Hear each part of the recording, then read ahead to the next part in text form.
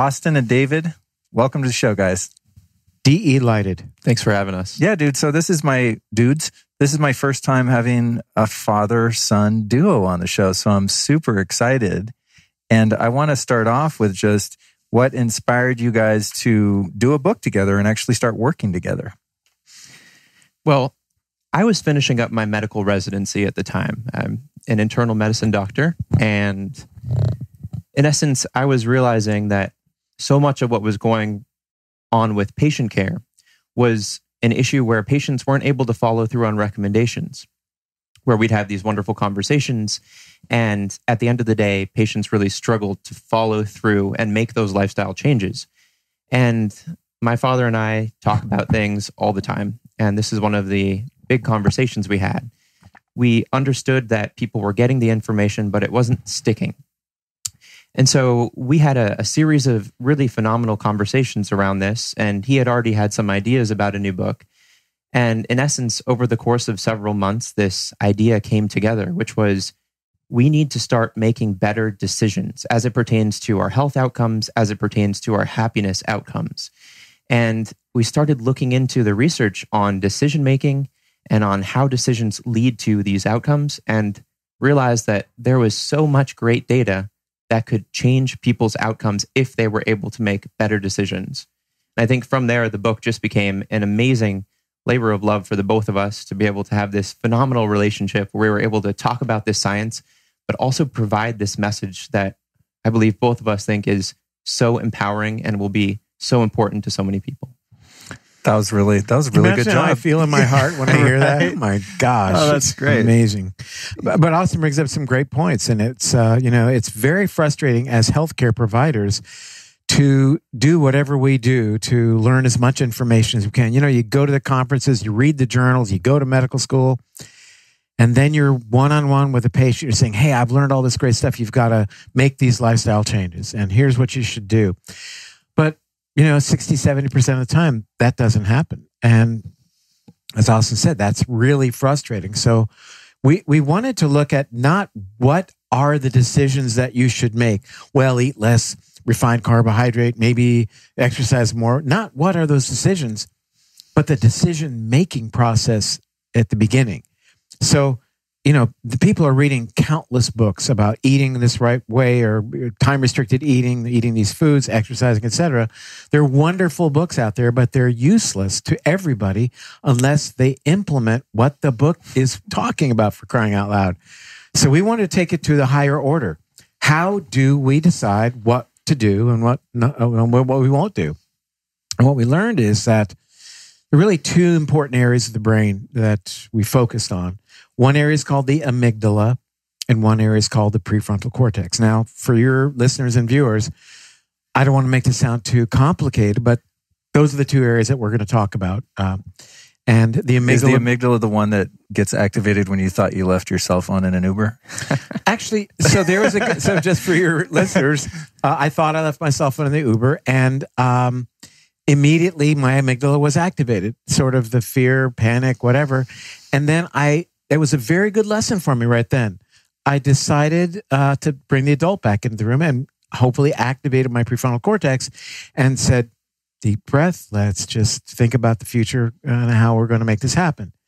As opposed to, and it's a very good point. So that exactly is what happened. But what we're realizing is, as far as decision making goes, this prefrontal cortex that we have as a gift of being human, there's such a large prefrontal cortex, allows us to make decisions that we think through, that are based on thinking about the future consequences of that decision, as opposed to acting from the amygdala, which is impulsive. I'm going to drink this soda right now. I'm going to stay up really late. I'm thinking about myself, as opposed to maybe I should be more careful with what I eat. I should get some exercise, you name it. We'll talk about all these lifestyle choices, but it's getting to the heart of our decision making. And what we learned that was really mind blowing is the fact that the more we make crappy decisions, the more those decisions are not based on what we really know is good for us, the worse our decision making becomes a feedback and we're loop. locked in. It's a feedback, positive feedback. That's right. Wow. Without inhibition. I can totally see that. The good news, the argument there is we can intersperse better decisions and then reroute that all to come at better outcomes. And we'll talk about cool, that too. Man. Wow. We had a big agenda here. Yeah, this is exciting. With plenty of coffee on board. So it's in shout out to our buddies at Zen Bunny, the amazing biodynamic coffee that these two are sipping. I already had it's quite strong. I already had my cup earlier. So I've had my cup for the day. But so before there's so many different directions I want to go with this, because I think you guys are onto something so groundbreaking here. And as people will have realized by the time this episode airs, that I'm really spending 2020 with a great deal of focus on brain health, and especially as it pertains to consciousness and making better decisions and having deeper, more healthy relationships with self and others, et cetera. So I definitely want to get into the nitty gritty of that, but I do want to just back up a little bit, because Grain Brain is my most recent audiobook of yours that I listened to. And so there were so many things in there that I was kind of familiar with and just went along with, but it really took the fun out of like having a donut cheat day. You know what I mean? Because I do much better on like a moderate protein, high fat, low carb, low sugar diet. I just feel better generally. I don't get too deep into the science, but I just know when I go off the rails that there's going to be a price to pay. So for those that are unfamiliar with that seminal work, I just want to run through and just kind of skim over some of the basic points, especially as they pertain to fallacies that are held by people publicly because of misinformation that's been presented. So starting out, for example... Is this the lightning round here? We're going to start kind of with the lightning round, because I just want to do a recap kind of some of your prior work, because I think there's just so many nuggets in there that are really valuable to people, especially who are still thinking, for example, fat makes you fat, that kind of thing. So tell us a little bit about the kind of the low fat craze and how that came to be and why that is erroneous when it comes to health and specifically brain health. Well, the low-fat craze was really, I think, hit its peak around 18 years ago, and I think was promulgated by the whole cholesterol, saturated fat myth that I think was also promulgated by the desire for companies to sell drugs that would target that. I mean, beyond targeting cholesterol with various medications, including the statins, there were actually drugs that were developed to target dietary fat. So you could eat what you're too young, you may not know this, but there was a drug out called Olestra that actually would bind dietary fat so you wouldn't absorb it, because absorbing fat would be the worst thing you could do. And people would take this drug, eat fatty foods, and then have that fat be excreted. Well, it didn't work out. Can you imagine excreting all of your dietary fat through your stool? Wow. So people were, what can I say, to be politically correct, they were soiling themselves with their dietary fat that they were now not absorbing. Here's the point about that is so misguided. To target a macronutrient, fat in this case, that humans have been consuming for as long as we could say there have been humans and then some, is that 1 million years or longer? Makes no sense from a historical perspective. Fat is has twice the calorie density as carbohydrates and protein. So it's always been a wonderful source of calories for humans. It's never been, out of our diets. We desperately need fat, not just as a caloric source, but fat being a vehicle by which we absorb fat-soluble vitamins, for example, A, D, E, and K. Fat being a building block for the cell membranes, for the major building block for your brain. And by the way, cholesterol being an important building block for the brain as well, a separate conversation. But so this notion that dietary fat was somehow related to cardiovascular disease really took off and was, oddly enough, we now know, propagated by the sugar industry. So the sugar industry insinuated itself into medical research and publication in the late 1960s. And this was only recently revealed in the Journal of the American Medical Association and then recapitulated in the New York Times, that they were influencing what doctors were saying about dietary fat, that if they could get more people to freak out about dietary fat and hook dietary fat to risk for cardiovascular disease, that people would restrict fat and would by default start eating more carbs and sugar. And that's exactly what happened. And if you look at when that messaging took place and rates of obesity and diabetes lines up perfectly. That as soon as people stopped eating dietary fat and ate more and more refined sugar, rates of diabetes, as you would now expect, and rates of obesity skyrocketed. And at the same time, when we recognize the relationship between those diseases and cardiovascular disease and Alzheimer's and other degenerative conditions, everything followed in lockstep with that mismessaging that we got from our supposed respected publications, which was infused by industry.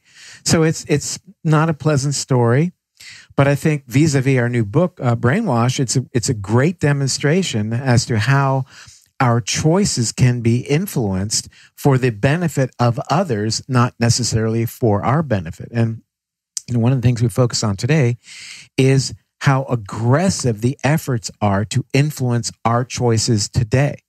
That not only is there this incredible effort in our digital experience to make us feel inadequate in one way or another. We're not rich enough, handsome enough, tall enough, thin enough, or whatever it may be. But here is, if you feel that way, and we're going to make you feel that way, here's the quick fix. Here's the button to click to get the thing that's going to ostensibly offset that, and right. Well said. That feeds us into catering to this part of the brain that we describe in the book, the amygdala, the instant satisfaction, the impulsivity. And the more you do that through what we're going to talk about, neuroplasticity, the harder is the wiring to that area of the brain, the more you see the world in a fear-based model, and the more impulsive you are, the more narcissistic you are, the less empathetic, the less compassionate, the less desirous you are of connecting to other people, and the less likely you are to consider the long-term consequences of today's choices. Austin, can you break down in a summarized way why eating fat doesn't make you fat? When I eat like a spoonful of ghee and someone's in my house, they'll look at me in shock going, you're going to get fat. Like people, they think that when you ingest fat, that it just sticks to your body and becomes the fat of your body. Well, I think this is such a great conversation. And as you well know, the science of nutrition isn't necessarily incorporated into medical learning very well. And so when you hear these messages in, I guess, the lay public, the media, it's so simple to think that calories in equals calories out. And fat, as my dad mentioned, is high in calories. So you'd think that if you eat more fat, you will become fat. But it really doesn't give the body nearly enough credit. If you consider the body as this incredibly integrated system where every part of it is talking to every other part of it. And then, that again is the scientific understanding we have of the body. And yet then we say, well, calories in equals calories out. It's that simple. It isn't. As it turns out, the body is far more complex than that. And it removes all of the influence of things that we know about, specifically things like insulin, which change signaling throughout the body and determine whether our nutrients will be packaged in fat cells or used to remodel, rebuild, and re-energize our bodies. So the really important takeaway point here is that it turns out eating dietary fat doesn't really translate into fat gain. With that said, eating simple dietary carbohydrates seems to do that more so. The reason is that strongly activates insulin. And insulin is basically a signal that tells the body to store fat. It tells the body we need to hold on to this because that winter is coming up. Whether or not it actually does, who knows? But we need to store this extra fat reserve. And it doesn't mean that the fat itself is being converted into the fat. What it instead means is that the carbohydrates are signaling for the body to conserve fuel in fat cells. So I think, Dad, I'm not sure if you want to add anything to that. No, I mean, what you're saying is spot on. And that is that we have to look at our food beyond the macronutrients, fat, protein, and carbohydrates, and look upon our food as information. Mm-hmm. Food is information. What Austin talked about is that consuming simple carbs like sugar is information. It's telling your body that winter is coming. When did the fruit ripen? It ripens in the fall, right? And so you're eating sugar for this one time of the year. And as again, Austin said, it stimulates the production of insulin. Insulin says, make fat and store fat. Why? Because winter is coming. So we all have a sweet tooth because it was a powerful survival mechanism. And now, as we talk about in Brainwash, that survival mechanism is hacked by people infusing sugar into our food, that more than 60% of the 1.2 million foods sold in our grocery stores has added sweetener to make it more appealing. So we can't stop. It's catering to that primitive and life-sustaining desire to eat sweet, because it did keep us alive. Those who had the sweet tooth stored the fat and survived the winter. Those who are catering to the sweet tooth now will be less likely to survive because they'll gain weight. And interestingly, it's been said, well, we gain weight because we eat too much. We make fat because we eat too much. Gary Taubes has an interesting way of looking at that. We understand that our body fat signal has a role to play in our signaling for our appetite and for inflammation. But our body fat sends signals to eat more. It affects a hormone, for example, called ghrelin. And so our body fat wants to make more body fat. So as Gary Taubes said, we're not fat because we overeat. We overeat because we're getting fat. Oh, it's an interesting way of looking at it, that our fat, in years gone by, in my day, when I was your age, fat was a storage depot of calories, end of story, right? And now we know that fat is an organ. Fat is secreting chemicals that are involved in inflammation. We call them adipo, like fat, kines, or cytokines. Fat is involved in affecting the endocannabinoid system, which we can talk about.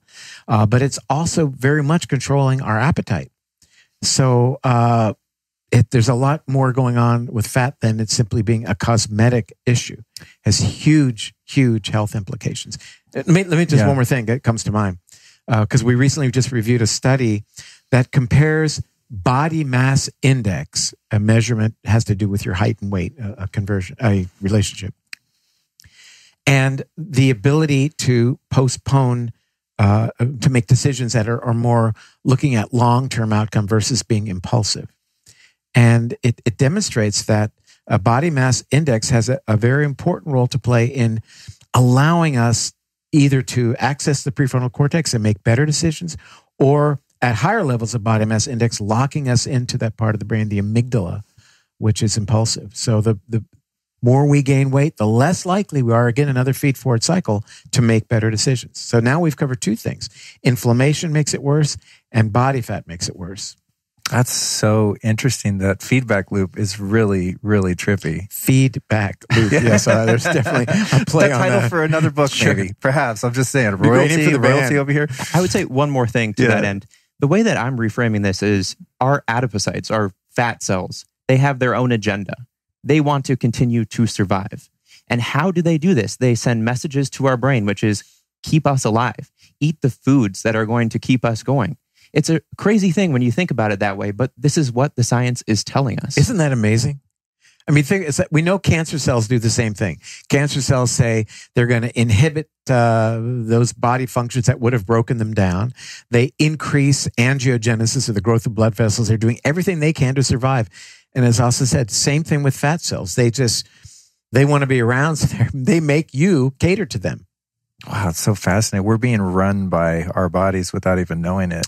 Yeah, but that's what we're doing in brainwash. We're calling attention to it. That's job one. Right. Raising awareness as to what your lack of sleep is doing, as to what your digital experience is doing, as to what your sedentarity is doing, and what your diet is doing, what your lack of nature exposure are doing to you. So that said, now we go to phase 2. Then what do you do about it? But we'll talk about that later. As we kind of move out of the fat piece, I think it would be really useful for people to understand the differences. You mentioned inflammation, of course, which is kind of a cornerstone of your work, and I'm assuming the work you guys are doing together. I think that many people still don't understand the differences between something like a grass-fed ghee, butter, coconut oil, uncooked olive oil, fats, good, and correct me if I'm wrong, bad, to just put it in sort of a dietary duality here, being like all of this seed oils. And I know when you go in a store like Whole Foods, I call it canola foods, because it's like you go to the salad bar and everything's just canola oil, or so many products that are like in the health food store will say like vegetable oil, right, or safflower, sunflower, all of these oils. And maybe you could just speak to kind of the differences between the various fats that are in our food system. So I'll speak to one point you just made, which I think is so important. you have these three macronutrients being protein, fats, and carbohydrates. And it's easy to say that it's a simple solution. Do a little more of this, a little less of this. But as you mentioned, the nuance is so key. And it's understanding that we now know trans fats are bad for us. They stimulate inflammation in the body. But omega-3 fats, which is a polyunsaturated fat, is good for us. And are we capable of holding this in our heads and understanding that fat isn't universally bad or good? I think we are. It's important to have some level of nuance with these things. And so the messaging in Brainwash is to understand that our dietary choices should be based around a simple core unifying idea, which is what are we doing to lower inflammation in our body? And conversely, what are we doing that we may be unaware of that is increasing inflammation in our body? So from that lens, then we can reevaluate our macronutrients. We can look at carbohydrates and say, well, do some carbohydrates increase inflammation in the body while others decrease inflammation in the body? And the answer is yes. So certain types of carbohydrates, meaning your refined carbohydrates where all of the good fiber has been stripped away, those increase inflammation in our bodies. But good carbohydrates, meaning high in fiber, meaning things that humans haven't messed with that much, things like you find in vegetables, these are good for the body. Similarly, I think that thinking about how much has a protein been processed, meaning is that an animal that's been raised in a lot where it's been fed lots of antibiotics, lots of hormones, and been fed things that perhaps that animal wouldn't have eaten in the wild, that is a processed food. And these are proteins that then also, as the refined carbs, increase inflammation. A wild game, on the other hand, is something that may not increase inflammation and actually have anti-inflammatory properties. Talking about, for example, salmon, farm-raised versus wild-caught salmon, and the different inflammatory profiles you see with those macronutrient contents contained within. And then finally, to talk about fats. And again, I mentioned trans fats being something that we know increases inflammation. But as you said, vegetable fats and seed fats, things that have been highly processed.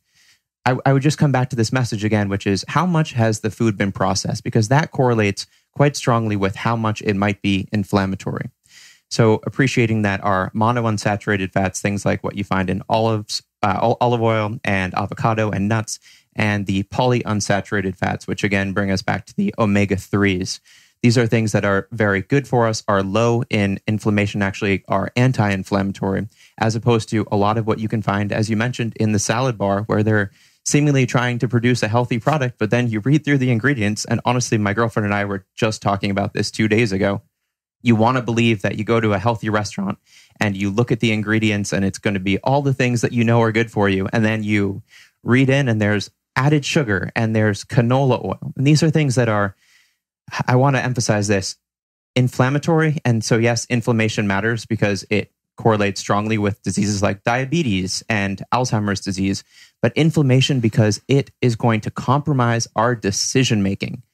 And if you have that happening, you will continue to make those decisions to eat those inflammatory foods because your decision-making is compromised.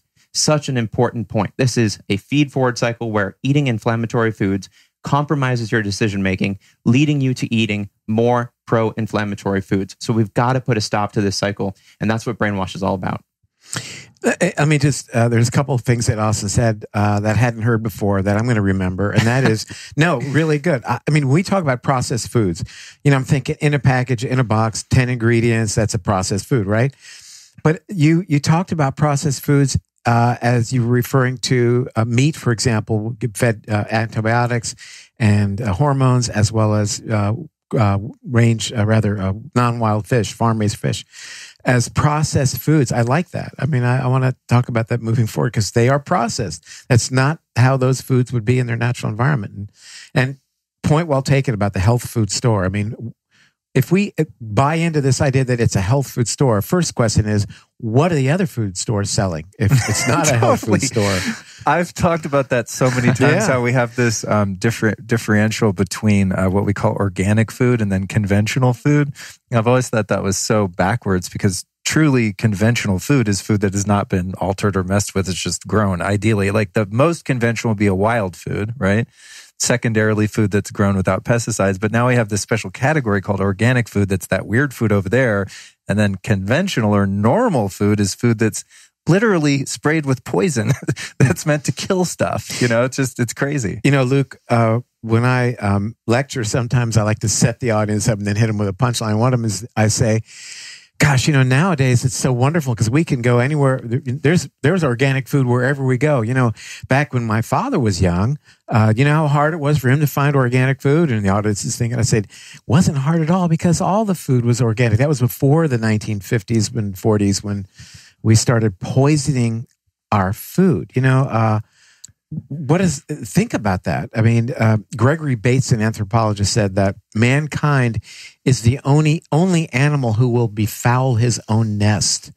And we're seeing the consequences of that, not just in human health, but in terms of health of the planet. And, that's the big picture that at, the end of the day, the existential part of brainwash, that when we finally got to that point was, made us take a moment and sit back and realize that we had unleashed the genie here. That if in fact this westernized diet, the high inflammatory type diet if it's becoming global, and it is, and it's globalizing now this prepackaged type of quick food, which is highly inflammatory, and if inflammation, as we now know, is disconnecting people from the prefrontal cortex and locking them into the amygdala, which is the us versus them part of the brain, then this global change in diet has these existential implications of fostering this fear and this us versus them mentality across the globe. Wow, that's interesting. And it's trippy that the play on our inherent cravings for calorically dense foods and, fats and sugars, like that's the very thing that is being targeted because it's the most profitable, right? And the thing that locks us into that craving, but also then, as you're saying, instigates that more base level of interfacing with others. That's really interesting. True. I mean, it is. Which, of course, then is a loop of making us more disconnected and unhappy without that question. Makes us want to go eat those foods more. It's crazy. But, we talk about give us 10 days. We just want you, and you in particular, all right? We're challenging you. The 10-day challenge here. I'm up for it. Depending on what it is. You've already agreed, so we can throw anything at you at this point. But 10 days of paying attention to how much time you're spending online, being mindful about your online experience, by being mindful about making changes so you get a restorative sleep, enough sleep, that you do spend some time in nature, that you are careful in terms of what you're eating, that you are dedicating time to meditation on a daily basis, and doing all of the components of the program, because it's enough, even if you just do a few of these things, to help that decision making very quickly, to allow you then to embrace what's going on. Most of this battle is getting the information, realizing what in the heck has happened to me? How have I been taken advantage of in terms of my decision making? So that's all we're looking to do. We're looking to just change that a little bit, give people just a little bit more traction, because, so many people are suffering because they've got the information, but we're providing the bridge between information and action. Let's go into the sugar piece a bit, because I think, like fats, many people just give a blanket categorization to sugars, right? But there's all sorts of different sources of sugar.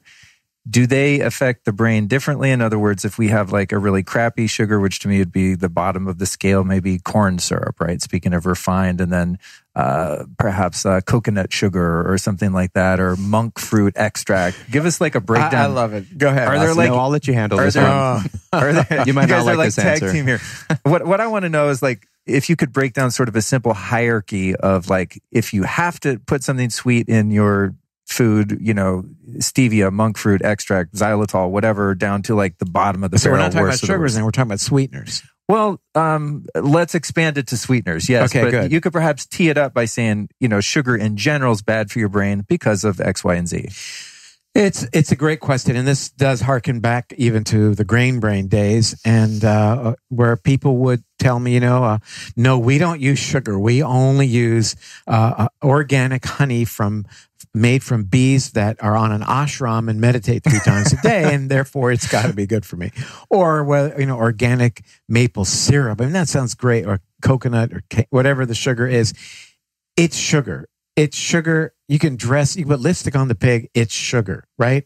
And your body doesn't know that it came from a package from the best health food store around. It's labeled organic and it was on sale. It doesn't matter. Sugar, there are types of sugar. There's glucose and fructose, as you were alluding to, that affect the body differently. But they each have their detriments, whereby fructose, by definition, doesn't affect insulin pathways. It does lead to what we call non-alcoholic fatty liver disease, and has a huge effect on other aspects of our health that are not good for us. So, what I do my best to do is to get people away from catering to their sweet tooth all the time. The more we cater to the sweet tooth by saying, okay, I'm not having sugar, I'm having stevia or using monk fruit, whatever it may be, the more then we activate that pathway and the more that becomes indelible. If you want to use a little stevia or monk fruit, then have at it. But any of the sugars, I love this one. In recognition of the dangerous aspects of fructose, the highest fructose containing sweetener out there is this thing called agave nectar.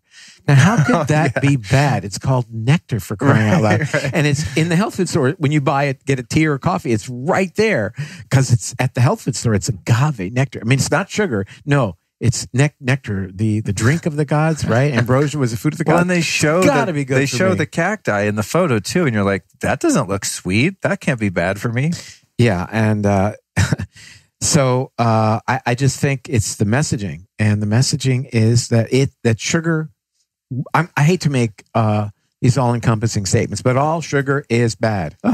That's pretty dramatic. But we should avoid all sugars, and even beyond that, this notion of refined carbohydrates. It's not that all grains are bad. Do you want to have some organic rice, a serving of that with a meal? Have at it. Rice is by definition a grain. It's the seed of a grass.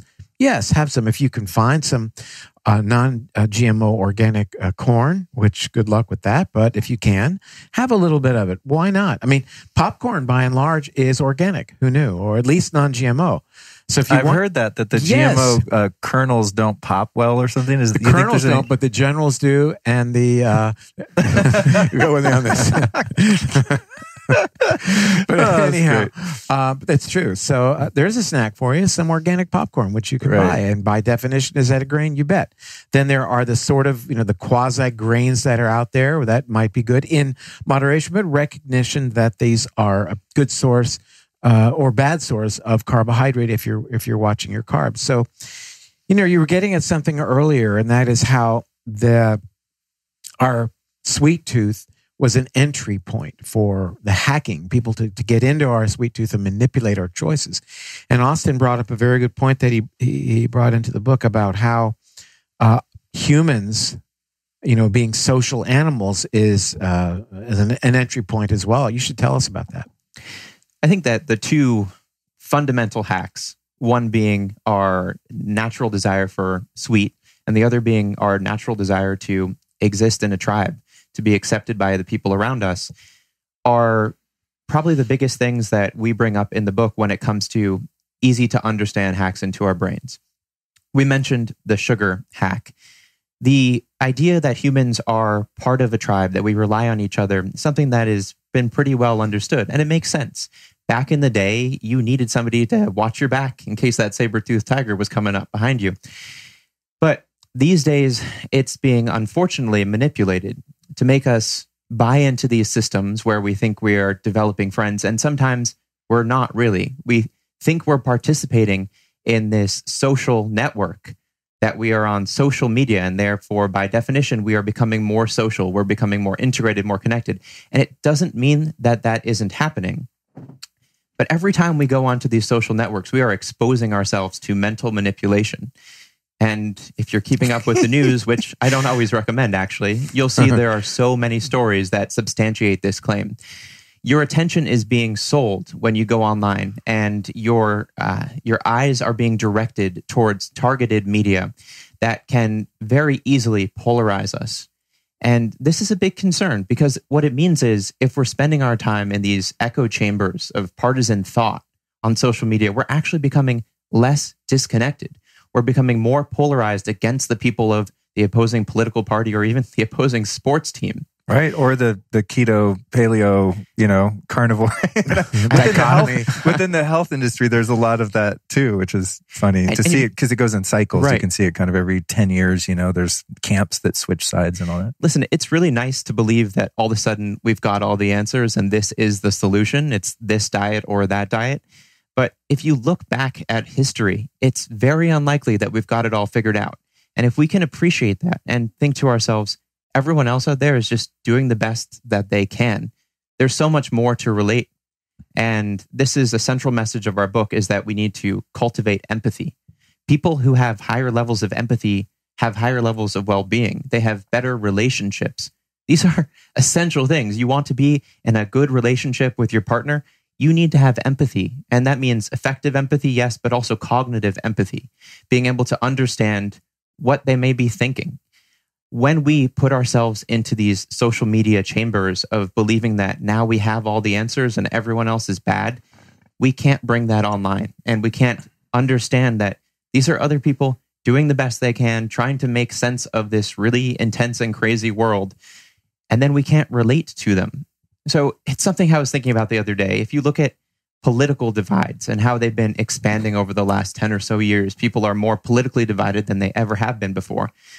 That means that we are being distanced from our neighbors. We are doubling down on our political ideologies. And this split, for one reason or another, seems to be something people want to hold on to. But there is so much that we have in common. There's so much more we have in common with our neighbors than these specific concerns that we have. If we're capable of getting together, having dinner with them, and bringing our empathy online, we can learn so much and improve the quality of our lives. So empathy is key. On the other hand, we worry that some of these social media mechanisms are instead fostering the opposite of empathy. And what would that be? Well, that's narcissism. And there are a number of studies that show that people have become more narcissistic in the last several decades. And unfortunately, narcissism is linked with a variety of pathological outcomes. One of the more interesting pieces is that people with narcissism have problems with their cortisol regulation. And so why does that matter? Well, cortisol is the stress hormone. Cortisol and stress in general distance us from the part of our brain that's able to make good decisions. And it activates the part of our brain, the amygdala, that keeps us locked into making these impulsive, irrational, and emotionally reactive decisions. So let's walk that through a little bit slower. Narcissism is linked with problems with cortisol regulation. Higher levels of cortisol take our prefrontal cortex, our thoughtful part of our brain, offline. So you can see how there are many mechanisms through which over-reliance on social media, and again, not saying social media is bad, but doing it the wrong way can have significant impact across a variety of very important parts of our lives and our brain health. There's a really interesting correlation there, I think, and you guys tell me if I'm wrong here, but when you're looking at the human desire for community and to be a member of a tribe and to be accepted, because that's how we're wired to, form bonds that unify us together for safety, right? And then social media, in its most positive intent, would be a way that we can keep that connection going despite of distance and lack of physical proximity. However, and in addition, because the social media, I think the brain mechanism there that's driving us back is dopamine, right? And so we feel this sense of connection from likes and comments and bonds and follows and unfollows and swipes and all that. But in an interpersonal, like going back, hunter-gatherer days, interpersonal relationships would have been buffered dopamine when you get excited, right? Oh, I saw that, he came back from the hunt. I thought he might have been dead. But then there's also oxytocin because there's human touch, right? And I make this correlation to social media because of something I learned from John Gray in regard to pornography and why it's so damaging to the brain. Because, you have these insane dopamine spikes, but when you're with a real human, you have high dopamine, but it gets tempered by the oxytocin that's created throughout the human bond. So do you think there's a correlation between the addictive nature of social media and the dopamine spikes that we're getting and the lack of, true connection that might temper that and make it less addictive? Like I don't have to hug my friend 10 times when I see him, but I'll refresh my phone 10 times. Well, I think the whole online experience, even beyond social media, is addictive because it is really designed for immediate gratification across a big spectrum. Whether it's gratification to buy certain things, gratification by the number of likes that you've gotten, gratification that your political party is the right political party. Why so? Because that's the site that you are on. Whether you're a Republican or Democrat, or liberal or conservative, you're going to gravitate to those areas of the internet that are fostering your belief system. So it entrenches you deeper and deeper. And that is contrary to what the prefrontal cortex is all about. The prefrontal cortex is that part of your brain that allows you to engage the perspective of another person. And that's really very important. Maybe the world is flat. I don't think it is, but maybe it is. If you believe that it is, I want to visit that a little bit because that's how we make progress. We don't. Flat earthers are my favorite Twitter follows because they make some very compelling points. I'm just saying. Sometimes I'm like, wow, you got me thinking. They're valuable to listen to because if we dig in our heels, if it's an eye for an eye, tooth for tooth, we're all going to be have no teeth and be blind ultimately, right? So I have to be okay. I may not embrace what you're saying, but as Austin said, this idea of cognitive empathy, to be able to see things through your eyes, to walk a mile in your shoes and see what it's like. Because one area that I've been criticized for over the years, and I'm grateful for it, is there was a magazine put a really scathing article about Dr. Perlmutter a few years back saying, he first told us we should be on a low-fat diet 20 years ago, and now listen to him. And that it changed my messaging. I did change my messaging. And I'm going to tell all of your viewers and listeners, I will likely continue to change my messaging. It's what you want me to do. You want me to stay up with the literature and do the very best I can to speak from the heart and tell you what I've learned. And that's going to change. And one of the ways I learn and ultimately change is by listening to the opinions of other people, whether they are similar to mine or different. If I constantly only listen to people who have the same opinion as I do, I won't make any progress, i.e., vis-a-vis our conversation. If I'm only on those social media sites that are in line with my ideology, I won't experience diversity. I won't experience what the rest of the world may be thinking. And therefore, I don't have the opportunity to change my groundwork, my frame of reference, my ideology, which is so important. We as humans have only two huge attributes that differentiates us from other animals. We have an opposable thumb, and we have the ability to question. And when you lock in to ideology, you abandon the latter, and you cannot make progress if you don't question what's going on around you. I think you two should run for president, vice president. Dual ballot. Let him be president. People say to me, I thought we were just talking about why bread's bad for you. We're getting deeply philosophical here. This is amazing. That's why this book is, when we both think about it, it's you feel it. You feel it in your heart. You get chills. I mean, it tends to override some of our long-standing beliefs, and that's really a good thing. You would say the sun rises in the east and it sets in the west. Well, you know what? It doesn't. It doesn't rise in the east. The earth is turning. The sun is it's not flying across the sky in a golden chariot. Suddenly you say, my gosh, that's a different perspective. I'd like to embrace that. When it comes to inflammation. We're only on your second question on 5 pages. Yeah, no, I got a lot. You got a big card. No, here. It's good. Yeah, we got plenty of data, room. When it comes to inflammation, and obviously we spent a little bit of time just touching on the high sugar, refined carbohydrates, bad fats, all of that stuff that contribute to inflammation.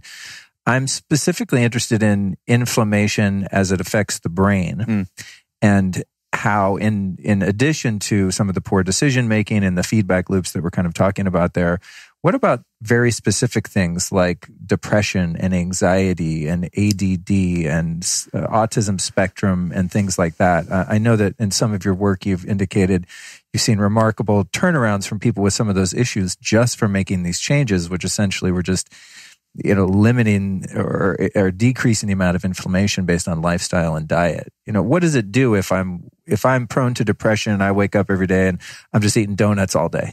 Like what's happening to me and why am I not going to get better? The story behind inflammation and the brain is something that is in constant evolution. It's been expanding so rapidly in the last 10 or so years. But for me, the first, concept that there might be this relationship here is in seeing patients in the hospital. And when you see patients in the hospital, especially when they're in the critical care unit, the ICU, these are people who are very sick. And you often see that their thinking is off. And I don't mean just a little off, it's really off. So ICU delirium is a very common condition. And researchers have looked into why does this happen? And what they found is that in these states of significant sickness, you would, as you would expect, have high levels of inflammation. And they can actually see that this inflammation makes its way into the brain. And so there's this idea that this sickness type behavior is something that is driven by inflammation. Now, that's just a general model for how thinking, the brain, and inflammation might be connected, in addition to all the work that you've done linking Alzheimer's as an inflammatory condition. But the next step was to say, does inflammation cause changes in our thinking? And specifically as it relates to depression. Well, when they were looking at people treated for hepatitis, they would give them interferon. And one of the most common side effects of interferon is depression type behaviors. So scientists said, well, maybe there's a link here. They took this a step further by actually injecting people with things that induce inflammation, which sounds like a lot of fun, right? But what they've done is they've given people either vaccinations, typhoid vaccination, which induces inflammation, or endotoxin, which is a technical term for a part of a bacteria that reliably increases inflammation. And what they found is in these cases, people display symptoms of depression. They have the depression phenotype, meaning they outwardly express that they are withdrawn from other people, that their mood is not as good, the traditional diagnostic criteria for depression. So this has led to, in the last several years, this phenomenal understanding that depression can actually be caused by inflammation. And again, something that I really never learned when I was in my medical training, we learned about these things as a serotonin deficiency, let's say. You have a neurotransmitter imbalance. But it never really got to the root of why is it that some people experience depression and other people do not, even when they're in the same environment, have the same things going on around them. And maybe a part of that is how much inflammation they're experiencing. So depression is a condition that is incredibly common, unfortunately too common, and it's something that is around 300 million people worldwide are experiencing depression at any given moment. It's a huge problem. But we should also think about depression not just from the problems it creates in our social function, but it is a change in our thinking patterns. It is a change in the way that we see and approach the world. So the next piece of this then was to say, okay, depression, inflammation, change in our thinking. What about how inflammation might change our decisions, specifically our decisions?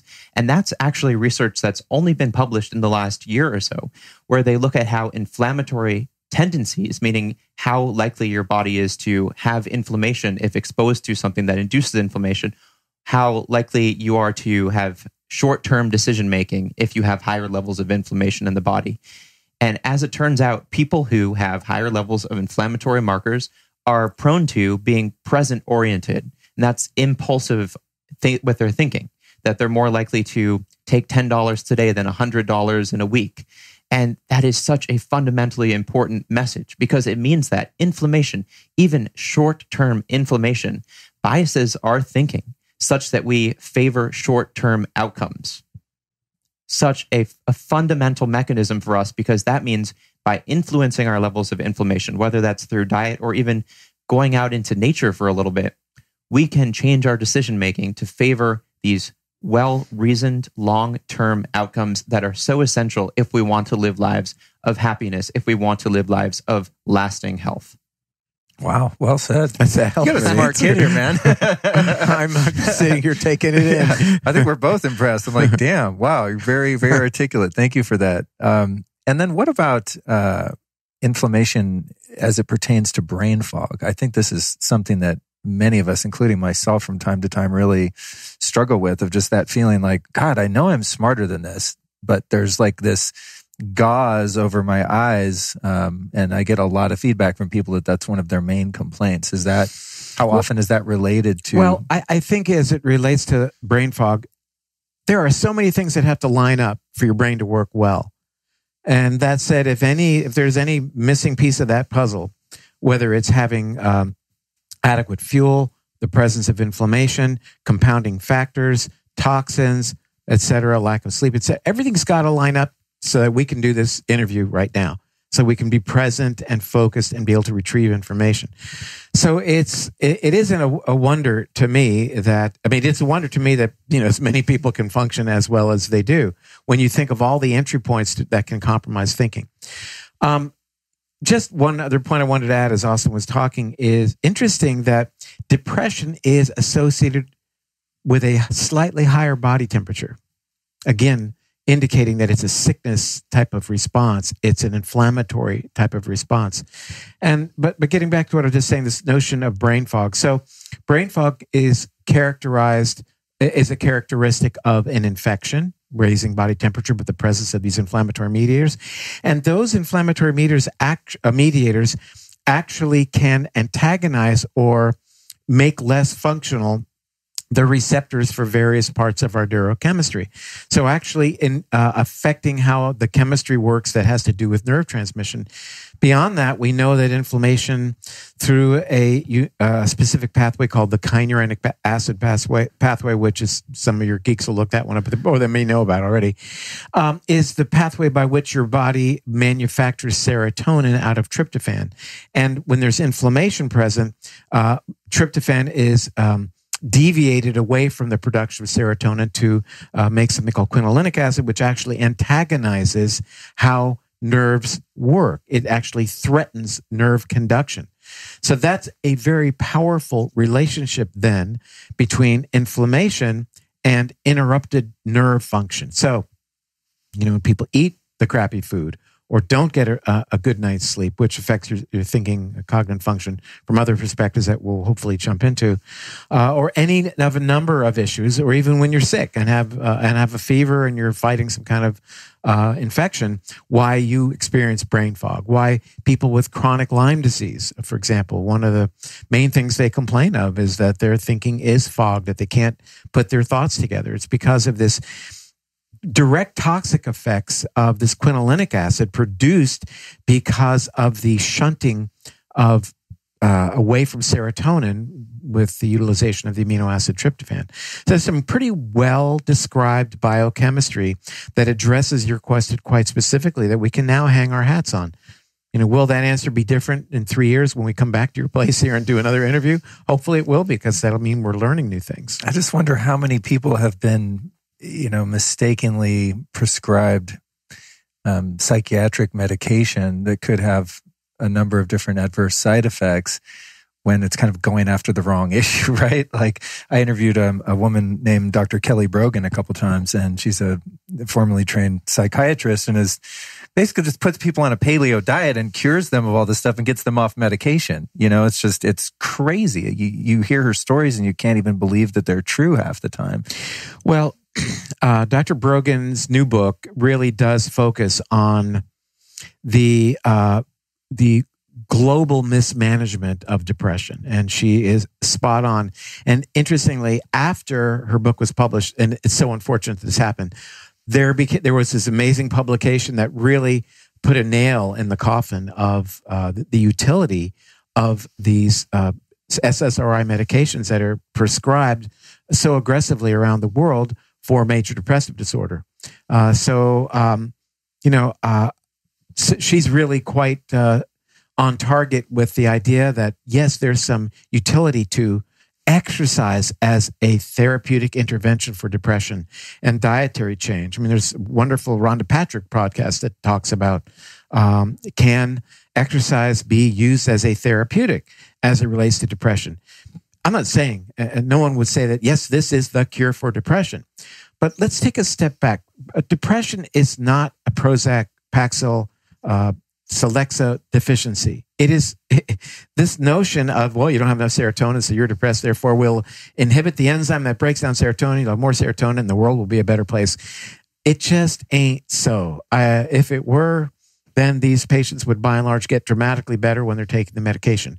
The truth of the matter is, the difference between placebo effect, which I'm not discounting, and the effectiveness of these SSRI medications is minimal. So I would say, why don't we just give them sugar pills and tell them they're going to help? But I don't want them to get sugar. So we have to figure out some other inert substance in there. Maybe, should I say hallucinogens? I don't know. I know that's where we're going next. Yeah. Really? Did you cheat and look at my notes? Really? Is that after the interview? No. But having said that, I think that, what Austin was saying earlier, that we have to take a step back and look at where we are today at the time of this interview, mechanistically in terms of what's going on with depression. And when we do that, we realize we can begin to target the cause, not the manifestation. We can look at the fire, not the smoke. And it's so interesting when I use that metaphor, because fire in Latin is inflammare. That's where the word inflammation comes from. And in a very real sense, that's what we're targeting, inflammation. The cornerstone of not just depression, but coronary artery disease, diabetes, cancer, Alzheimer's, it's inflammation. And now inflammation and brainwash is the cornerstone mechanism of disconnection syndrome. What is disconnecting us from that part of the brain that is our gift as humans, the part of the brain that allows us to be planning for the future, to be compassionate towards each other, to be compassionate towards the planet. That's what we're trying to reestablish connection to. And I'm sorry I ended a sentence on a preposition. My fourth grade English teacher is still looking at me saying, don't end a sentence in a preposition. I would have never noticed. That's a lesson for me. So that's a great segue then into, I'd like to kind of get into some of the anatomy of the brain, but before doing so, perhaps stepping back from the inflammation issue, dietary and lifestyle choices that we make as they pertain to things like depression, anxiety, other disorders of that type, how much of it is perhaps just unresolved trauma and more of the psycho-spiritual angle? In other words, it's like I could be eating very clean, anti-inflammatory diet, exercising, human connection, all that stuff, and if I've never looked at childhood trauma and things that I experienced, those could manifest as something like depression or anxiety or other disorders. Where does that kind of fit in there to you guys? This is a really important point that you bring up. And part of the way that we've studied trauma is through the question of stress, or the discussion of stress. There was a 2018 paper where researchers from both Penn and MIT looked at these children aged 4 to 7. And they polled their parents to find out, had these children had significant childhood traumas, things like divorce or significant illness. And what they found is that the more childhood trauma these kids had, the less the connection between the prefrontal cortex and the amygdala. The connection pattern had been disrupted seemingly by that trauma. And that disconnection was linked to higher levels of aggressive behavior. So what does this mean when it comes to maybe adults? Well, we know that stress seems to do this in adulthood as well. There have been a series of really fascinating studies coming out of a Yale researcher named Amy Arnstein that demonstrate how stress, and again, we can use trauma, but stress, it compromises the pathway, the connection between the part of your brain that gives you the ability to calm yourself down and the amygdala that holds on to that fear, that holds on to that trauma, that reactivates these patterns that bring you into this scared state. So when it comes to early life traumas, we're not exactly sure how much long-term interventions in adulthood change what happened early on. But what we do know is that you can change what is happening in the present. And as it pertains to chronic stress, that means that lowering chronic stress, lowering these sources of chronic stress in your life is probably one of the most significant things that you can do to get yourself out of this loop where you're constantly reacting from this emotionally reactive perspective, from this impulsive perspective. And when we get into the neuroanatomy of this, it'll make this a little bit more clear. But your point is very well taken, which is, what is trauma doing to our brain? And what can we do to lower this trauma that children are having early on in life? And that's obviously a much bigger conversation, but I think it is essential to the bigger picture of how do we get people to have happier, more enjoyable lives? And one of the ways is addressing sources of childhood trauma. And then as we age, to have interventions for adults to help them to manage perhaps what had happened earlier on in life, but more specifically to decrease sources of modern day unnecessary stress that disables our connection to the prefrontal cortex. And, along those lines of what Austin just said, we have the ability then to reconnect to the prefrontal cortex and distance ourselves from this aggressive connection to the amygdala that, as he pointed out, is fostered by early life trauma. I mean, there's no going back, but the Dalai Lama said, the brain we develop reflects the life we lead. So it means that our moment-to-moment choices in terms of what we pay attention to has a role to play in how our brains are then rewired moving forward. We call that neuroplasticity.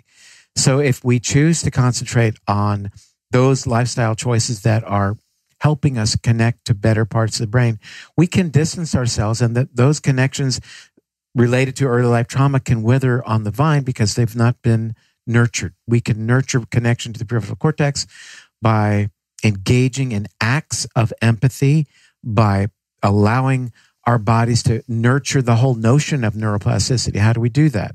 We increase our body's ability to make new pathways and connections by increasing the production of a particular chemical called brain-derived neurotrophic factor, or BDNF. How do we do that? We do that with exercise. That is the miracle grove that allows these connections to happen. So we set the stage for this neuroplasticity to happen by exercising, by consuming DHA, by whole coffee fruit extract, turmeric, various ways. And then we take advantage of that fertile soil by engaging in acts of gratitude, expressing our gratitude, acts of empathy, not just for each other, but empathy for your future self. That's another person. The Luke who's going to sit in this chair in 10 years. You can be empathetic towards that person and do right by that person based upon the choices you decide to leverage today.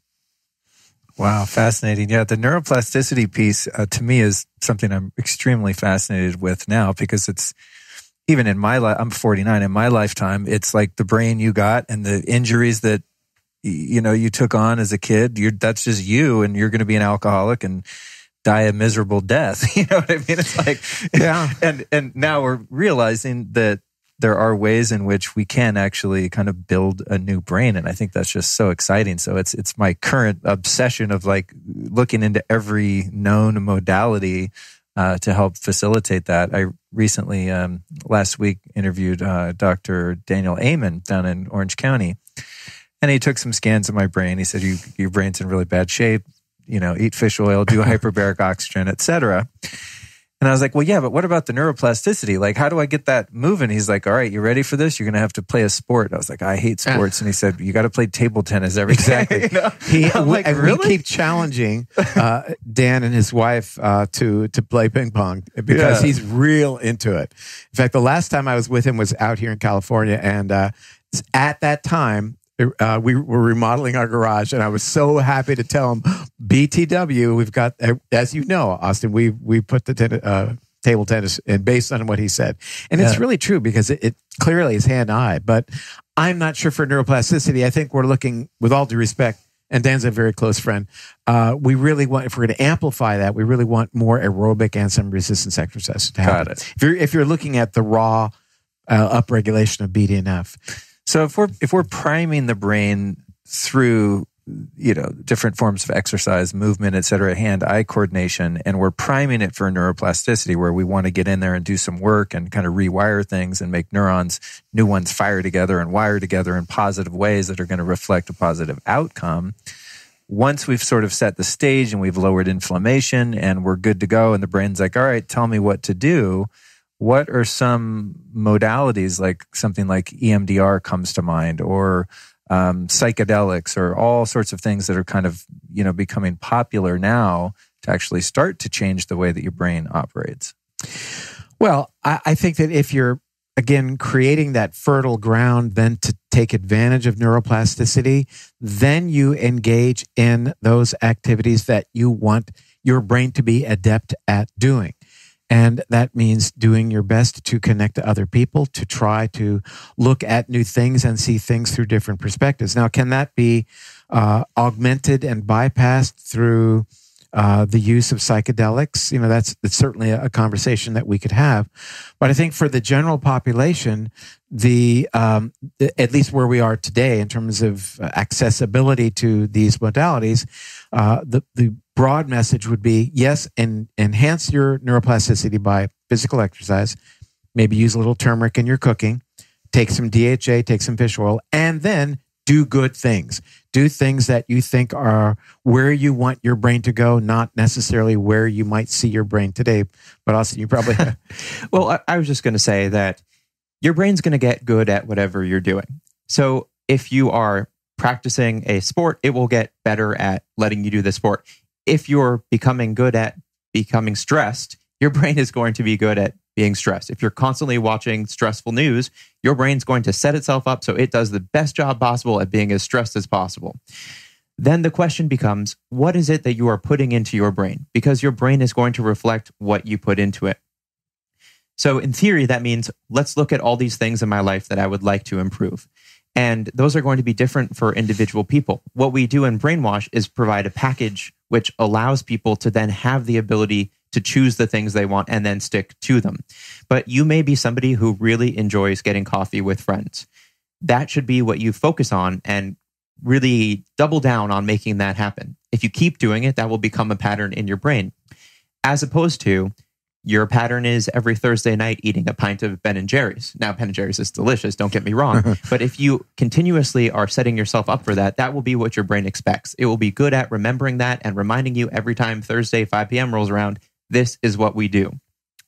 The key then becomes, how do you break out of that cycle so that you can decide what are the things I want to be doing?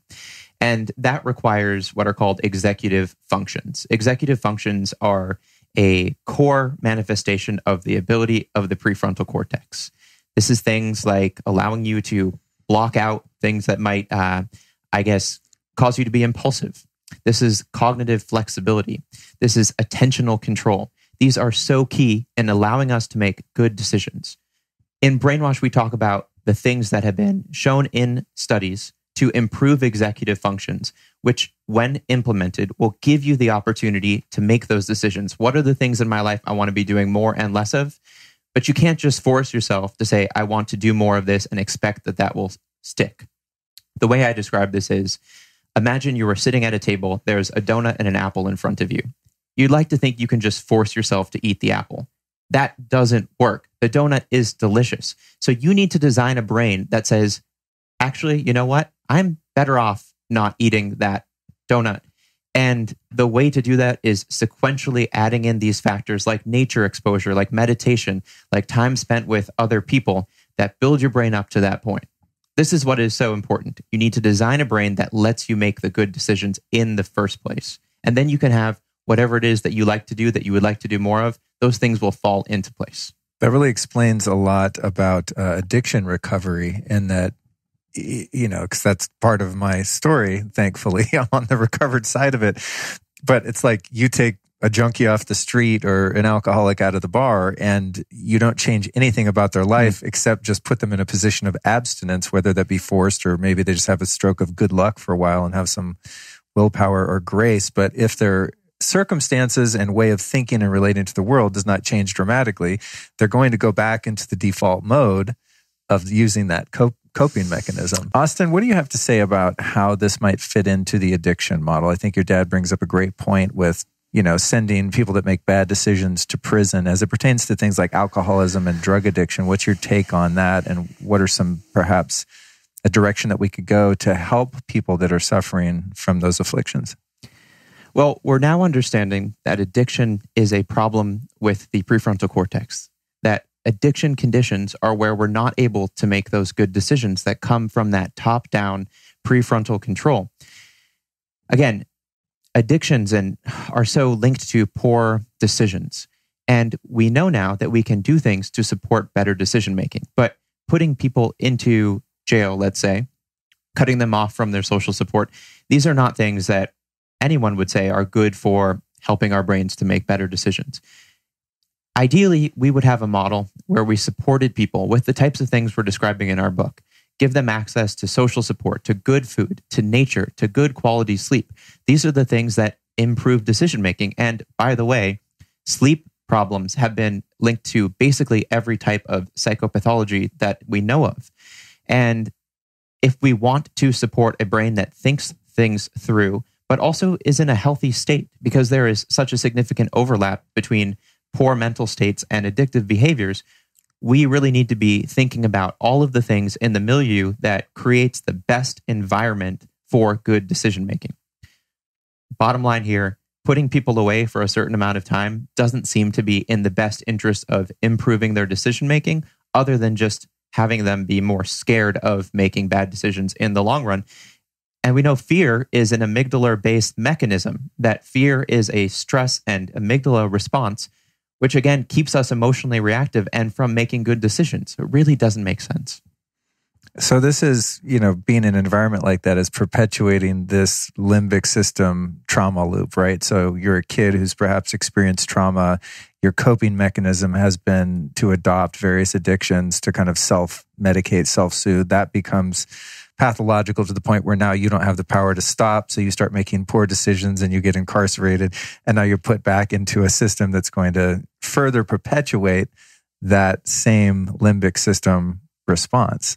It's crazy. I don't know what the solution is exactly. I mean, I feel grateful that I was able to get out, and I'm, doing everything possible to ensure that I never go back, not to prison, but just in active addiction. Having heard you say that, what do you think was tipped you over and allowed you to finally break the cycle? Well, abject hopelessness to the point of being beaten into at least some degree of humility and open-mindedness, to be willing to consider that there is some higher power in existence in our known universe, and that if I could surrender my will to that power, that perhaps it could help me when I couldn't help myself. So it took the cognizant awareness that, like, wow, no matter how hard I try, I can't break out of this. And that took a lot of trying till I finally admitted defeat. And then literally, like, what happened for me, it sounds like it can't even be true, but I literally just checked myself into a rehab. I asked them what to do, the next day, because I was going to wake up with no drugs. And they said, well, you just have to pray. I was like, pray? I didn't grow up with religion or spirituality or anything. That was very foreign to me. So what does prayer do? It's a rhetorical question. I'll tell you what it does. Yeah, please do. There's a wonderful book, How God Can Change Your Brain, written by Dr. Andrew Newberg. Ooh, we got to put that in the show notes. And it's a terrific book. And what Dr. Newberg demonstrates is that prayer is one of the most powerful things that we can do to connect to the prefrontal cortex. That prayer literally brings decision-making back online. It connects us. It's powerful in terms of reconnection. So what you do when you pray is you're lighting up the prefrontal cortex and you're finally letting the amygdala calm down. So finally, you're bringing the adult back into the room. Now, you can call the adult by any specific name if you want. If it's a directed type of prayer, give that a name.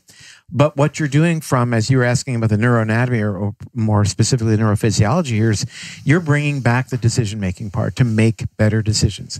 How God Can Change Your Brain by Dr. Andrew Newberg. Wow, that's fascinating. University of Pennsylvania. I guess you could take that in one of two ways, that I mean, it could be kind of a God placebo thing where you're altering the chemistry of your brain just by believing that there is something to believe in. And you know what? I don't care. Me either. I really don't care because you're sitting here right now. Yeah. Because that happened. So, I'm all in. Yeah, I am too. I mean, to me, I think it's both. It's both. It's I like talking to my colleagues and we'll say something about whatever, diet, nutrition, lifestyle change. And they'll say, oh, that's just the placebo effect. Who cares? You got your response, didn't you? That patient's experiencing less depression, less anxiety, making better choices. I don't care if it's a placebo effect. Works for me. Right. So getting into then the different parts of our brain here and how they work, I think it's a great way to kind of segue into that. So if one is experiencing what we call in our common vernacular now being triggered, right? Like, so, someone bumps into my car or, fight with your significant other, whatever, and you're having this overreaction that is completely inappropriate to the situation that's going on and is more likely due to something that you've experienced in the past. As I understand it, that memory then would have, you got bullied, say, as a kid, and your amygdala got hurt or imprinted with that. And now girlfriend, husband, whomever is making a comment to you, and you experience that as that bullying again. And now you're reacting as you were on the schoolyard with those bullies, giving you a Snuggie or whatever the hell they were doing, right? And so in inserting then that prayer then, and it giving you the ability to calm down or get back into the prefrontal cortex and out of the amygdala, how much of that can we like self-direct and self-regulate once we have a knowledge of how that works? And is that playing with neuroplasticity, or is that a different? It absolutely is. And let me tell you two things that come to mind. First of all, what's happening when you have that experience is you're activating what's called an engram. You're all of a sudden lighting up a certain pattern of response and behavior based upon the previous experience. And here is a wonderful example of people activating an engram. Watch somebody walking down the street, talking on their cell phone, and what are they doing? They're using their hands. They're not FaceTiming, holding their phone up to their ear, are they? They're talking, and they're saying, "Oh, it was way over there, and I'll be home at 5:00," whatever it is. So they're activating an engram that is based on previous conversations with people when using your hands to describe something was effective, like I'm doing with you right now. But people do this on the phone. It happens. It's like scratching your dog's belly, and what will it do? Its leg will start to move. We all know because you're activating that engram. Similarly, I was in, and I talk about this in Brainwash, I was in a Costco, and we were in line, and my wife had forgotten something and went to the back to find whatever while we're still in line to get that thing. And when she returned, and I feel it right now, the guy behind us in line had a hissy fit. And I don't mind that he had the hissy fit, but he started to verbally abuse my wife. Oh. And my amygdala lit up. I mean, and I felt it. And I just, I almost lost it. We've all been there, right? Yeah. And I, luckily, and I talk about this in the book, I brought the adult back into the room and didn't do anything that I shouldn't have. Took the deep breath, and what is it? You count to 10. What are you instructed to do? I didn't do anything specific except for take the deep breath and walked away from it. But that's the neuroplasticity that you can take advantage of, the ability to again rein in that impulsive reaction and make a better decision. Not that the amygdala-based decisions are bad always, because they are not. And I want to make this point that the amygdala allows for us to make a sudden, immediate response when oftentimes it's bad when we have to fire off a tweet because somebody looked at us funny or said something on television, whatever. But when we're, let's say, backing out of our driveway and there's a kid on a tricycle that you see in the rearview mirror, you're not going to think, well, prefrontal cortex, maybe I ought to just take my foot off the gas right now, put it on the brake. And right. Because then if I do that, the long-term outcome will be that this kid's going to not get run over by the car and grow up to be, what happens is the amygdala, bam, foot on the brake, done, story over, kid's fine, right? That's the upside of the amygdala. So, vis-a-vis our conversation from today, we don't want to, castigate the amygdala fully, nor do we want to say that inflammation is necessarily all bad. It's all about what's appropriate and what is ultimately the best for us. And isn't the difference between having a healthy, functional mind and a dysfunctional mind, and as a result of personality, your ability to know thyself and to know that you're safe now, the kid's gone by, and so now your amygdala can settle back down. Just, it's like when you watch an animal in the wild, like you startle a deer and they freak out and run away, and then 10 seconds later, they're over there just nibbling on grass like nothing ever happened. But you cut me off in traffic or you insult me on social media, that amygdala fires up. I'm full of adrenaline and cortisol, and now I can't stop it. Now it's like I've become addicted to that. Again, what the Dalai Lama said, what we choose to do, how we choose to form our brains reflects the life we lead. And that will then influence your perspective moving forward. If you're constantly enhancing your connection to the amygdala, you'll ultimately won't ever shut off. I mean, somebody cuts you off in traffic, you're pissed, and you carry that for the rest of the day, and it never ends. Then you watch the news, oh, that politician said this, and oh, my neighbor didn't cut the hedge, and you just go, everything's a harumph. Do you think that it's possible that some people are in a low-level amygdala activation ongoing, and that could lead to things like, acute chemical sensitivity and EMF sensitivity and things like this, of this nature, where you're in kind of a low-grade fight or flight nervous system response all the time without it necessarily manifesting in a temper tantrum, but you're just kind of like always on edge? Well, this is actually what chronic stress seems to do. Back to this idea of what is it the amygdala does in our brain, I think of it, it is a threat response system. It's an alarm system in our brain. And that alarm system can be set to a different level of sensitivity, depending on your life experiences and depending on what you do to modulate that level of sensitivity. That alarm system can be blaring every 5 minutes, waking you up from sleep, going off every time somebody cuts you off in traffic, or it can be relatively less sensitive. And that means that you're not too bothered if somebody was to shove you.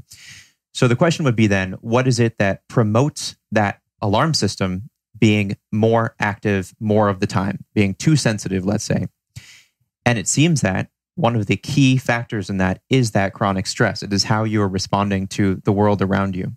Things that increase chronic stress could be anything from watching stressful news, could be stressful relationships, could be a stressful job. But these things all come together to literally increase the neurons, the connections in the neurons in the amygdala, to make it the part that governs more of your day-to-day life. Simultaneously, we know that the connection between the prefrontal cortex and the amygdala, as we said, is really critical to this. So coming back to that, let's say, alarm mechanism, the analogy that I like is the one I was telling you about last night, Dad. But this whole, you have a child in a bedroom who is worried about the monsters under the bed, is convinced there are monsters under the bed. That child is not getting any sleep. That child is going to be petrified throughout the night. That's when the prefrontal cortex, the adult, can come into the room and say, hey, let's take a look. There's nothing there. We all good? And the kid says, we're all good. And everyone gets a good night's sleep. So it's both these two things. It's one, bringing down the sensitivity, the overactivation of the amygdala. And then the other is fostering a stronger connection between the prefrontal cortex and the amygdala. And how do you do these things? Well, it's things like meditation. It's things like getting enough sleep. It's things that, by virtue of lowering our stress, for example, getting out into nature for 20 minutes once a week, which has been shown to lower levels of the stress hormone cortisol, even in urban settings. These are things that we can start doing to lower that amygdala reactivity and making us less likely to jump up every time there's a scary noise on the TV, or to, again, be concerned every time somebody cuts in front of us in traffic, which I imagine living in LA would be of major benefit. That's when I knew I was starting to make spiritual progress, is when I became a chill driver. Yeah. There's a certain threshold where everyone drive however you want. And I'm just having a great time. And everyone else is like, God, the traffic in LA. I said, I don't know what you're talking about. I'm having a wonderful time. Well, you bring up spirituality, and meditation is one of the most powerful tools that we have to dampen down that emotional reactivity of the amygdala and to connect those two parts of the brain. So it could be a spiritual journey, it could be more of a secular journey, but that's why we're so big on mindfulness and meditation. These are practices that help to calm everything down such that you're not immediately reacting to every concerning stimuli around you, which, given the context of our modern lives, can be a lot of potential problems. And that was the input that changed that for me, actually, specifically, was really getting serious about meditation. In terms of neuroplasticity and specifically neurogenesis, like growing new neurons that weren't there before, have either of you seen any compelling research that would indicate micro or macro dosing things like psilocybin, LSD, etc., would have any benefit toward that end? Because I asked some pretty smart people this, and sometimes they're like, "Oh yeah, I have the studies and da da da." I asked Eamon about it. He's like, "Oh no, drugs give you brain damage. I would never do any of that." And I was like, "Wow, that it seems like there's a lot of proponents for it." Well, I'd say that we're probably a little bit more liberal-minded than Dan in this particular area, and we'd be delighted to. Dan's, again, I've mentioned before, a good friend, but we have different views, I think, on this, and I think that there's certainly developing literature. I wouldn't go as far as to say that it's robust as yet, but there is ongoing research developing literature that indicates, some really powerful effects of the use of psilocybin and MDMA. And MDMA as well, in terms of, dare I say, jumpstarting this whole approach in terms of making connections to the bigger picture, enhancing access to those parts of the brain that allow then different perspectives. So I think we're, unfortunately, until quite recently, that research was extremely difficult to be available to researchers because the material was very unavailable. But now we're seeing that it's seeing a resurgence. Now, I at the risk of having any of your listeners or viewers think that, well, therefore they're going to get some mushrooms and take care of the problems. I think that that's short-sighted and narrow-minded. I think that what we're seeing are studies carried out by professionals in a clinical setting that are having significantly positive results as it relates to depression and PTSD. I mean, in particular. I mean, I think many of your viewers and listeners, I'm sure, are aware of that literature. So I think this is an evolving story that we need to watch very closely, because I think there's some, from the looks of it, some very potentially powerful therapeutic benefits to be seen moving forward. You have anything on that? I think I'd echo those sentiments. When you look at where research is for psilocybin and MDMA, I would say when it comes to MDMA, looking at how that may suppress amygdala function, increase oxytocin, and increase the functional connectivity between the amygdala and the prefrontal cortex, that integration, that kind of makes sense in the context of what are we using this for right now? And we're using it for PTSD, which is very much an amygdala disease. So I won't comment any further on that at this time, but I think that there's a lot of potential for exploration in this realm, and of course would advocate for continued scientific exploration in these different medicines. Let me just comment on the notion of how we can affect the amygdala. 2008 study that looked at using a mindfulness program in people who rated themselves fairly high in terms of stress, but were otherwise healthy. And the study demonstrated, number one, that over the 8-week program, their ratings on stress declined dramatically. And number two, as these individuals were imaged using sophisticated MRI studies, the density of the amygdala was significantly reduced in correlation with their degree of stress reduction as brought on by the meditation program. So it changes your brain.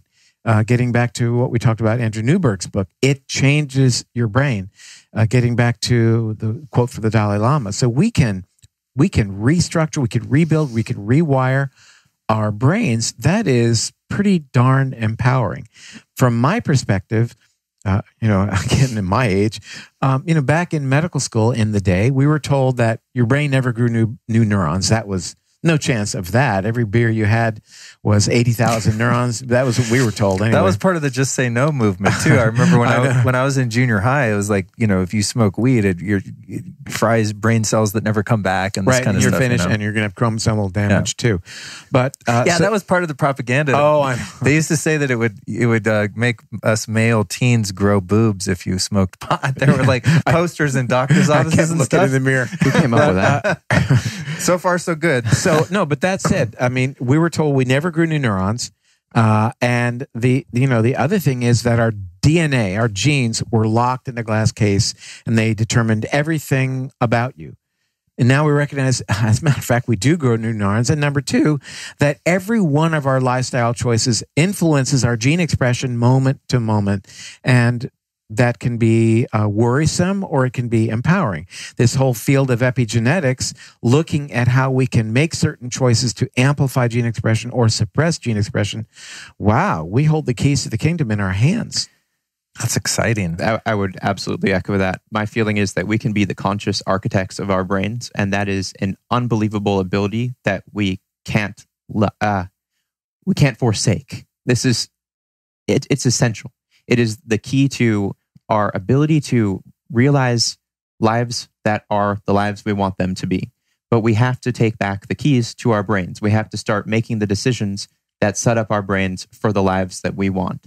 And we can't outsource that to other people who may or may not actually have our best interests at heart. That is fundamentally why we wrote the book, because we've realized, and I think that your audience is quite aware of the fact, that there are these powerful efforts to take that away from us, that our decision-making is being sold to the highest bidder whenever we're online or even in public, that there are these, obvious efforts to take our decision-making away from us. A, be aware of it. That's what part one of our book is about, is being aware of these efforts. And B, then how do we regain control? How do we put ourselves back in charge of our decision-making? When it comes to having some, license over how our brain operates and activating different parts of it and down-regulating other parts of it, where does the pineal gland play into this for either of you? I've been, rather new agey for a long time, and I've done a lot of Kundalini yoga and psychedelics and plant medicines and all of that kind of stuff. And from that standpoint, the pineal gland is, the third eye and where spiritual perception comes from and things like that. But then you have a guy like Joe Dispenza, who's not doing any drugs or any funny business, and is having you essentially do these kind of yogic practices and activate these metabolites of different types of melatonin coming from your pineal gland, and people are having these psychedelic experiences just by breathing and moving their body and whatnot. So I'm very fascinated with that particular part of the brain right now. So I think that we can get some information from a couple of sources. First, as far as Joe Dispenza goes, he was one of the early pioneers in sort of this whole field, writing books about how our actions are effective in changing our brains, and, really was one of the early ones to let us know that we can, as Asa said, be architects of our future brains. So, kudos to him for being that trailblazer. What do we know about people who have had their pineal glands removed? Typically there's people who have developed what's called a pinealoma, and therefore, as part of, they have surgery that splits the hemispheres of the brain from the back, goes in and grabs the pineal gland. Their clinical manifestations, I think, are unusual. There is some dysregulation of sleep. There is, as you mentioned, some issues that relate to production of melanin and certainly melatonin as well. I think has a downstream effect, but I don't know that that necessarily, and I could be wrong, but necessarily there are ways then on the other side of the coin of being able to necessarily upregulate or enhance the action of the pineal. I don't know. I think that dates back to some spiritual practices that have looked at that part of the brain and their concentration, but is it really the effect of changing the action of the pineal gland? I'm not sure. What we do know is that the pineal does seem to play a role in immune function, and that lowered level of pineal activity that may happen when we are synchronous with day and night cycling may be involved in some of the ways that our immune function would be then dysregulated by virtue of our lack of being in sync with, chronobiology. There's also, in the more new age circles, this concept that the pineal gland gets calcified due to the fluoridation of the water, et cetera. And this is not something I've ever seen any proof for, but I did ask someone who's cut open a lot of brains, Dr. Jack Kruse, about that. And I said, is that really true? I mean, you open brains up. He's like, oh yeah, absolutely. Everyone's brains or that part of the brain is calcified. But he described it not like a hard plaque, like the calcium on your sink, but sort of a sludge that is prevalent there, and more so on people that are from countries where most of the water is fluoridated and they've been drinking fluoridated water. Do you think there's any correlation to that? I think there may be some correlation, but it doesn't beget causation. And I would further tell you that even in the very early days of X-ray, when there were the beginnings of X-raying the brain, and even beyond that, doing more sophisticated testing like pneumoencephalogram, in older people, the pineal gland calcifies. Now, on CAT scan, when that became a thing, originally called an EMI scan, EMI, because it was developed by the Electronic Music Incorporated, EMI. Actually, oh, really? Actually, so we can thank the Beatles for CAT scans. Way. Yes, we can. In the day when these things were actually shot onto a Polaroid film, and we opened the Polaroid film, and there was the image of the brain, we would look at that and go, we're looking into the brain. Amazing. And looking at that center dot that was white between the hemispheres, that would be calcification of the pineal gland. And I don't know. I mean, I can't say that I'm aware that fluoridation of water is causing that, because, again, we've seen that in really old X-rays of the brain as well. Before that would have been common practice. Interesting. Well, fluoridation, became really widespread, I think, in the 1950s and certainly in the 1960s, when they were looking to find some way of utilizing the fluoride that was generated as a byproduct of creating industrial agricultural chemicals. And they were saying, we got this fluoride, what should we do? And somebody said, well, let's just put it in the water because it'll make everybody's teeth stronger. So there you go. Oh, the folly of man. And then, I'm sure you may or may not be aware of the more conspiratorial side of the fluoridation of the water, in that it tends to make people more dim and dulled down and manageable as a populace. So there are those that say that it's been put into place by the powers that be for that purpose, and that those powers would never drink that water in their own home or give it to their own kids. Right now, my prefrontal cortex is saying... It's saying, don't comment. Don't comment. Well, that's the beauty of me being the wacky host, is I get to comment and you guys can play it safe, Sometimes I play devil's advocate and people go along, and sometimes they don't. So we'll leave that one there. I wanted to ask about what role the cerebellum has in all of this, because it seems to be a part of the brain that's largely ignored. And I recently interviewed a gentleman whose show will have come out, Winford Dorr, and he developed a program called Zing Performance, and he helps adults and children with learning disabilities and autism and all sorts of things by developing these sort of, I don't want to call them games, but using neuroplasticity essentially through an interface on your computer to activate the cerebellum and get it going again. And he believes that this is kind of a missing link that's often overlooked. What role does that part of the brain play, and how can we, bring it back online? Well, I think the cerebellum is certainly very amenable. I wonder if amenable came from Dan Amon. That's the play on his name, amenable. There you go, Dan.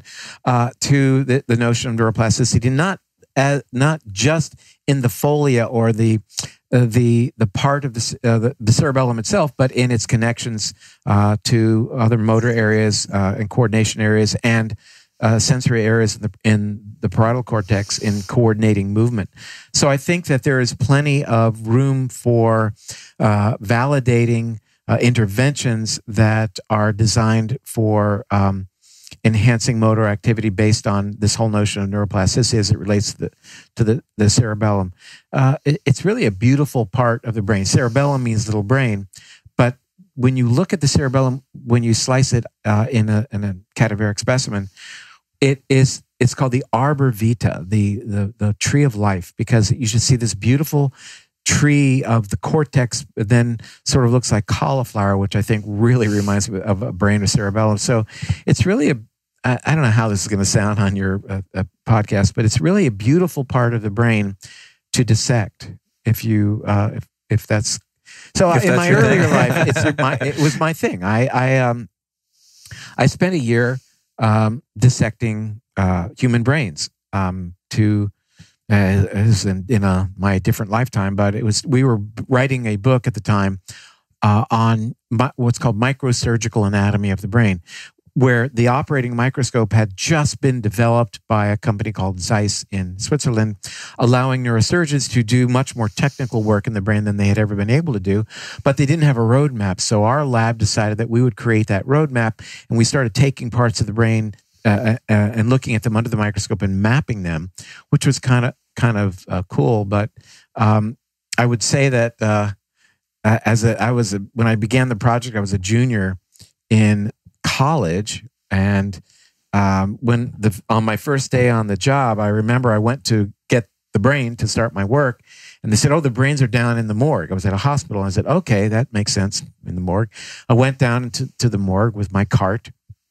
And I went in and walked into the morgue, and what was in the morgue but a bunch of dead bodies. And I walked in there, and I said to the diener is the man who takes care of the morgue, I'm here for the brains. Could you give them to me now so I can do my studies? And he said, "The brains are in the head." And I said, "Okay, gotcha." And I said, "Okay, well, so where can I get those brains?" He said, "Well," and he handed me a Craftsman saw, like you used to cut this is rough time. That you used to cut the limbs off of a tree in your backyard. Well, next thing you know, I'm sawing away. It wasn't opening the skull because I didn't know, but we were going to do that upstairs. The purpose of the craft. Why am I telling this story? I love this story. Please don't stop. This is amazing. The purpose. So. It was to actually cut the head off. So I'm sawing away at the neck. Oh my God, dude. Oh my gosh. And so it's a crazy story. I cut. Why am I telling you this? Because Anyway, it's an amazing story. Are you kidding me? You should say this. You should open all podcast interviews with this story. I've never told this on a podcast. Anyway, I cut off 3 heads. I was a very much a freshman at this experience, and because I remember the first one I did, I was sawing across the neck, and the head was not going back and forth. And I'm thinking, why am I doing this? Because I've got to do this study. And so I took the heads finally, which were surprisingly heavy. I never realized how heavy they were. Put them in a big garbage bag, put them on the cart, and wheeled them. I was in the basement of the hospital to the elevator. I'm in the elevator and getting ready to go up to the lab, which was on the 4th floor. But just as I was ready, as the doors were closing, a young woman was going by with a cart of laboratory rats, and the cart was in the basement of the hospital. There were grates. There wasn't a floor. It was grates so that they could hose it down, and her cart had gotten stuck with the wheels in the grates. So being the gallant individual she was really cute. Anyway, she got these rats. She looked, and I was wearing anyway. So I ran out to help her, leaving the cart with the heads behind in the elevator, which then was the same elevator that goes to the lobby of the hospital and up to the waiting rooms and all that. Oh my gosh, the doors closed behind me. And I dive at the last second and stick my arm into the door. The door's open. I mean, can you imagine what would have happened had I not been able to keep those doors from closing in that cart? Oh, what a moment. But anyway, it took me a while to settle down from that one. And anyway, so then we, of course, learned how to extricate the brains from the heads. And I began my research, and it was really fascinating to be pursuing the microsurgical anatomy of the human brain in a way that had never been done before, and to then create this roadmap that is used to this day. I mean, I can tell because people still cite the references from our work that people are using for that anatomy. So that was early on. I guess I was 19. Yes, 19 years of age. Oh, you were 19. Yeah. I was waiting for 1975. No. Oh, you were 19. I was doing 19. That? Oh, that's crazy. Hey, 19. Yeah. Wow. Are you, Austin, are you stoked med school's come a long way in its sophistication, or has it? I haven't had to cut off any heads in the most recent past. Medical school has made changes. And one of the things that I'm still quite bothered by, though, is the rampant rates of burnout and depression and anxiety and even suicide in medical students, in residents, and in practicing physicians. So while there have been some incredible advancements as far as the curriculum and the knowledge base that people are bestowed, there's still so far to go as far as the things that we're talking about right now that are essential to, happiness. We know that people who have time to sleep, who are able to spend time with their friends and family, who get outside, who are able to exercise, do better. They have more enjoyable lives. And yet those things are all taken away from medical trainees, which doesn't really make a lot of sense to me.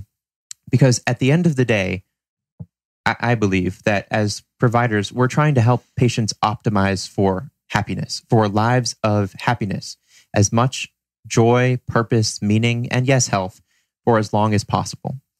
And so there's this strange hypocrisy where we don't allow medical trainees themselves to experience those things, where we take away all the things that we know are associated with living lives of joy.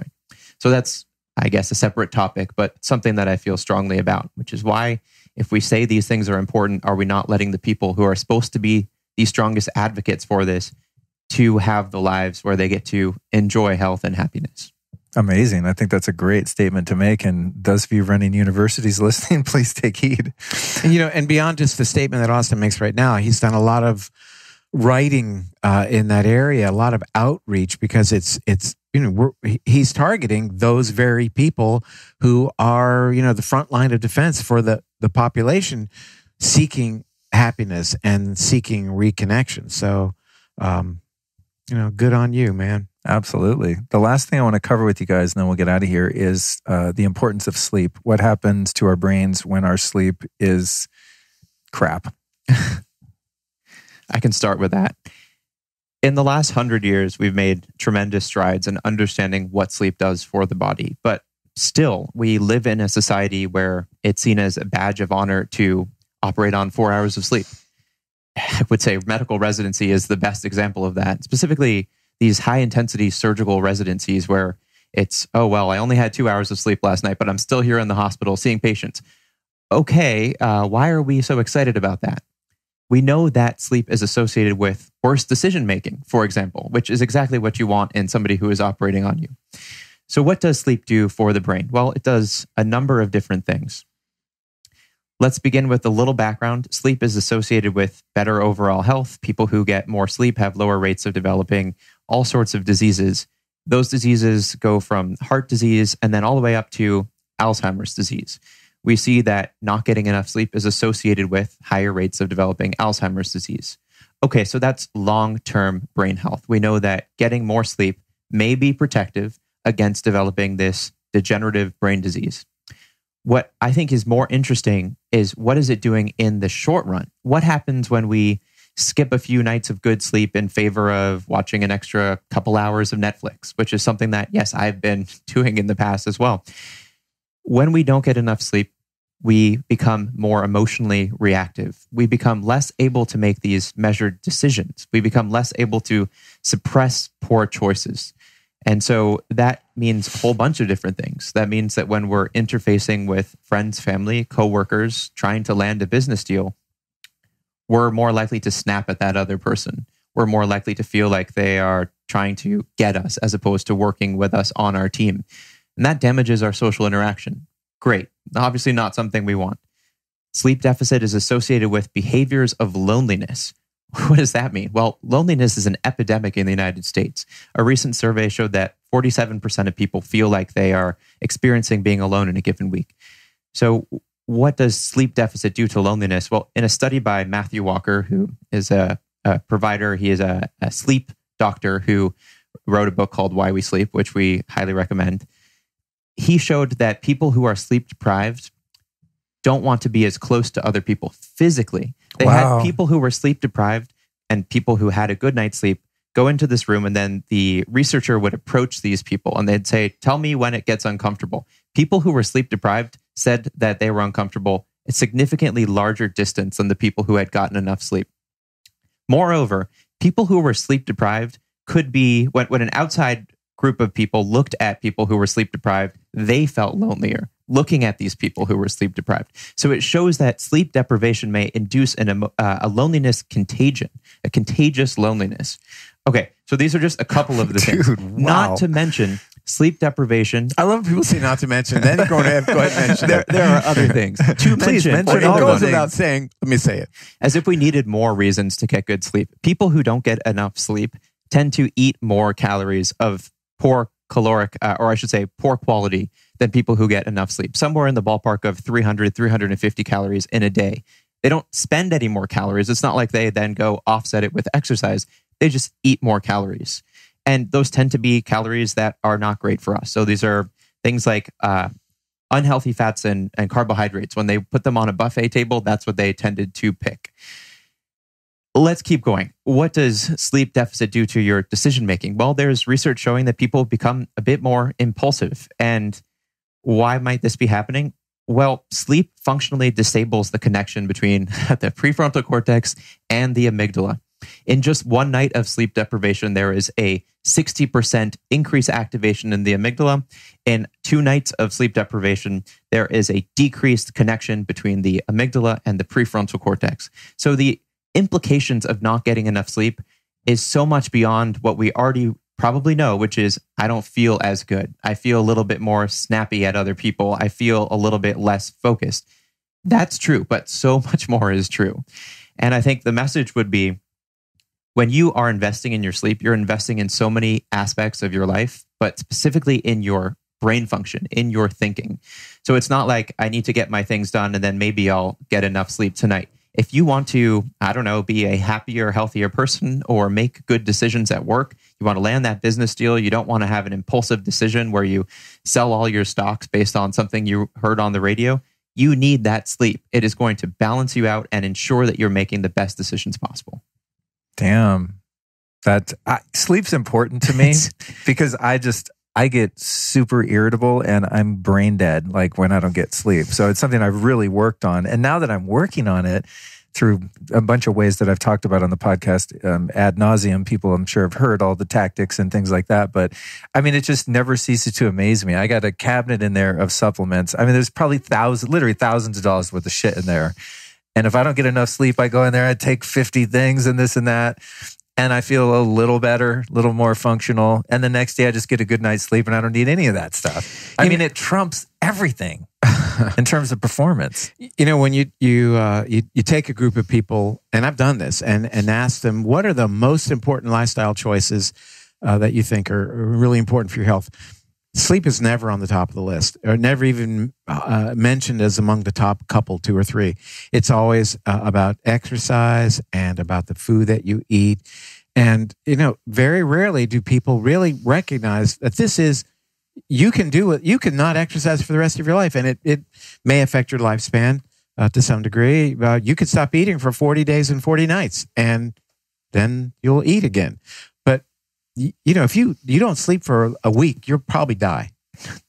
So, I mean, I guess the only other thing that's more aggressive would be holding your breath. So that's how important it is. We should spend 1/3 of our lives sleeping. We don't spend 1/3 of our lives exercising. We don't spend 1/3 of our lives eating, but we spend 1/3 of our lives doing this activity that is ubiquitous in every animal on the planet. Even every animal shuts down. And, you know, we used to think that until quite recently that this is that everything is shutting down during sleep and everything is, you know, slowing off, and there's not any activity, and nothing is further from the truth. Brain waves are active. Metabolic processes are extremely active. And what we've now learned quite recently is that the process of cleaning the brain, the glymphatic system, is activated during deep sleep as well, allowing the brain to purge itself of accumulated metabolic waste, not the least of which is amyloid protein, misfolded protein, that, again, Dr. Matthew Walker has demonstrated is something that is significantly higher when measured in the spinal fluid in people who've missed a night of sleep. So we're accumulating higher levels of this questionably toxic protein. Is it necessarily toxic? That's part of another story. But I think, as Austin said, the idea of our decision making being threatened, that's demonstrated in study after study, and as it relates to our food choices, again, as Austin mentioned, you don't sleep well, you make bad food choices. Make bad food choices, you're going to gain weight. Gain weight, and guess what happens? You don't sleep well. So body fat ultimately compromises your ability to get a good night's sleep. Therefore, you're going to make continued poor food choices, and you're back into yet another call it what you will, feed forward cycle. Right. So, most people don't know how they are sleeping. Have they been to a sleep specialist and had a polysomnogram to determine how well they sleep? Or have they bought an Oura ring, for example, or other wearable device that can give them some metrics as to the length and quality of their sleep? Very important to do that, and when you realize that you didn't get enough sleep or it's not restorative, then you begin to make lifestyle modifications like avoiding blue light exposure in the evening, reducing your caffeine consumption after 2 or 3 p.m., getting some exercise, winding down at night, all those things that we know, making the room extra dark, and maybe reducing the temperature a couple of degrees. Various pointers that are helpful to really work on your hygiene, your sleep hygiene. Maybe a couple of milligrams of melatonin might be helpful for you or for somebody. It's reasonable. I was going to ask about the melatonin piece, and also shout out to Oura Ring, because once I started quantifying my sleep and gamifying it and challenging myself, and even some of my nerd buddies will text each other, I got a 94, F you, I mean, it's a really healthy competition, but then I can track actually, last 2 nights ago, I got really a nice percentage of deep sleep and REM sleep. But what was interesting is I had a really high HRV. It was 59, which is pretty high for me. And I thought, okay, what did I do last night? I took an hour-long infrared sauna in my clear light sauna, and I did this chakra alignment meditation where you kind of hum and activate the different chakras. And I did that. And I hadn't eaten anything different. That's really the only thing that was kind of uncustomary. And so I could now look at that and go, oh, wow, maybe if I did that a few more nights, I could correlate if there's, hey, I'm all for the N of 1, that's cool. You're right. And why N's of 1 are important is because that's the only person is being looked at here. And you are unique. And it may be that your sauna or whatever else you did is effective in terms of you. You're getting immediate feedback. And ultimately, you're going to learn. You're going to look at those variables one by one and determine, hey, which one had the biggest impact on the amount of time I got deep sleep and therefore was activating my lymphatic system, purging my brain, etc. How much time was I in REM? What was my total length of sleep? What was my sleep onset looking like? What was my heart rate variability that you point out was a metric that you're following? These things are all very important for we biohackers who want to know this stuff about ourselves. What I was going to ask was in regard to melatonin. I've heard some experts say that if you habituate yourself to taking exogenous forms of melatonin, that you're going to downregulate your body's ability to produce it. Do you think there's any truth to that? Is it something you want to cycle and not get dependent on, or does it matter? I would say that by and large, if you don't have to take it, then don't.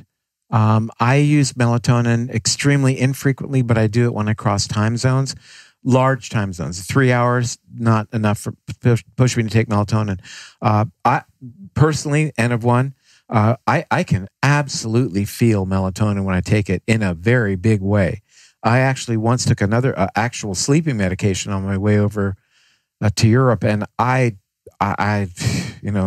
wasn't the psilocybin, but it was darn close. I was really out to lunch on the flight, and it's not like they can kick you off the plane when you're in the middle of the Atlantic. But so some people are more sensitive than others, and I find I'm pretty exquisitely sensitive even to melatonin. So for me, 1 milligram seems to be plenty, but for some people, 3, even 5, and some even 10 milligrams of melatonin is well tolerated and does the job. But I would say that your point is well taken, and that is, wouldn't be something you'd want to do all the time. Look at those other factors, those lifestyle factors, leverage those, modify those, see what works for you, and beyond that, like the Oura Ring, get some feedback in terms of what is the quality, not just quantity, of your sleep.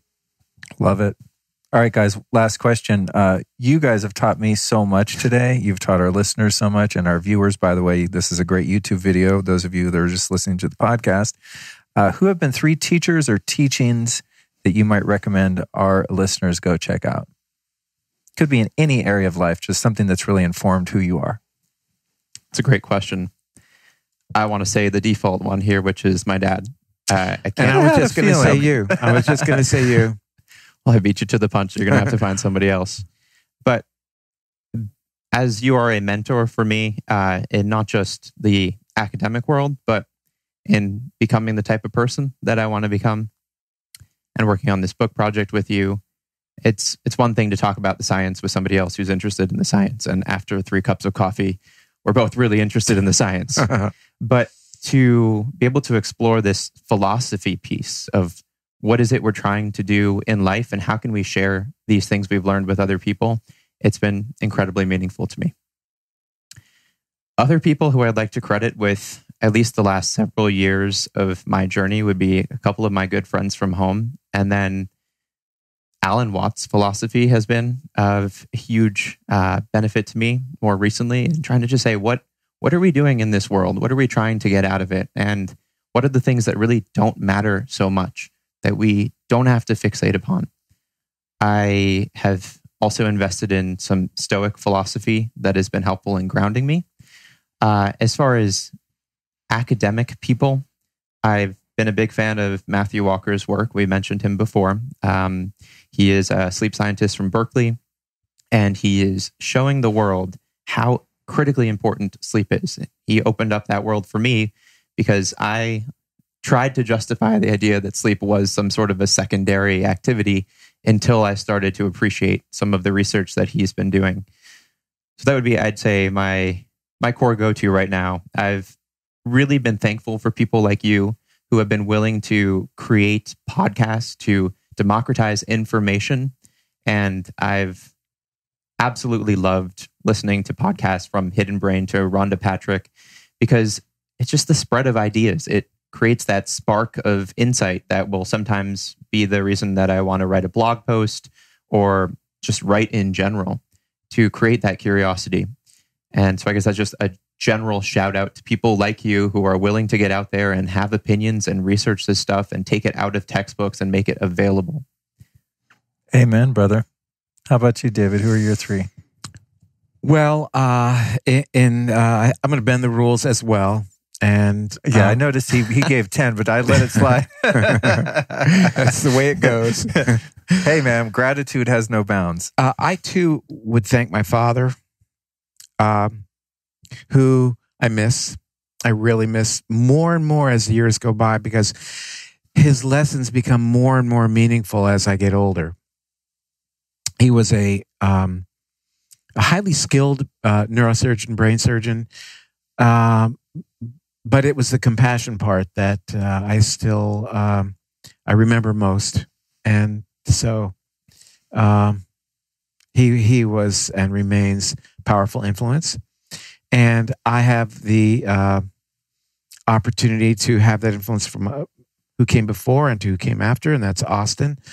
Austin it serves as a mentor for me, and has done that for many years, though you don't know it, based upon your life choices and that I've watched. I've been so proud of, and it has caused me to modify my behavior, and this process of writing a book. I've done this before and I know what it takes. And Austin, who has not written a book before, but this time around was able to refine our messaging. And as I have said before, hold my feet to the fire of making certain that everything we've said has been substantiated by peer-reviewed literature. But beyond that, the morality part, the ethics part, I do my best, and I see how you accomplish those parts of life, and it serves to inform me. And similarly, my wife, your mom, is a model for me to watch how she navigates the world, and how she distances herself to get back to neurophysiology from her amygdala, and always guides us back to taking a look at things and being rational about responses. I am proud to be friends with a fellow by the name of Jeffrey Bland, who really made it safe for me to come out as a neurologist in terms of being good with the challenges from the mainstream that I have endured and now welcome because of my approach to understanding parts of the science that deal with the brain that don't necessarily resonate with mainstream neurology, that have more to do with prevention of disease and the influence of lifestyle choices. Dr. Bland, who created what's called the Institute for Functional Medicine, has created a safe place, if you will, over the past 25 years for us iconoclastic disruptors who now I wear that badge proudly. And I would say, like Austin said, this isn't necessarily the mentor part, but it's the gratitude part for people like yourself who recognize that the messaging is really important, that people have to hear other sides of stories, that and to make these venues available to us today, to get out what little information we have, what little piece of the puzzle we might be contributing to. Maybe it's the corner piece or maybe it's just one of those pieces in the middle somewhere, but allowing us to share what we've learned, right or wrong, but just to create that space. So that's a vote of gratitude. Awesome. Wow. What a beautiful podcast episode and conversation today, guys. Thank you so much for joining me. Give us URLs, website, social media, anything you want to send people to go look at. Well, the book is, here's the book. Let's hold it up for our YouTube viewers. Look at it right there. All three cameras. See the Take a peek. The soap suds on the brain. Yeah, and this has all their secret manuscript notes in here too, which is fascinating. It's neat to see like the kind of the working copy of a book by the author. So yeah. Well, the website for that is brainwashbook.com. Cool. And more information at drperlmutter.com, drperlmutter.com. Lots and lots of information, thousands of research articles in their full PDF form, and it's totally searchable as well. But I would say brainwashbook.com is a great place to go. I have a Instagram account at Austin Perlmutter and a Twitter account at Austin Pearl MD, which I am occasionally active on. Cool, because you're taking care of your brain. You don't want to be addicted to social media. It's a double-edged sword of building a career and also being mindful. Well, thanks so much for joining me, guys. I really appreciate your time today.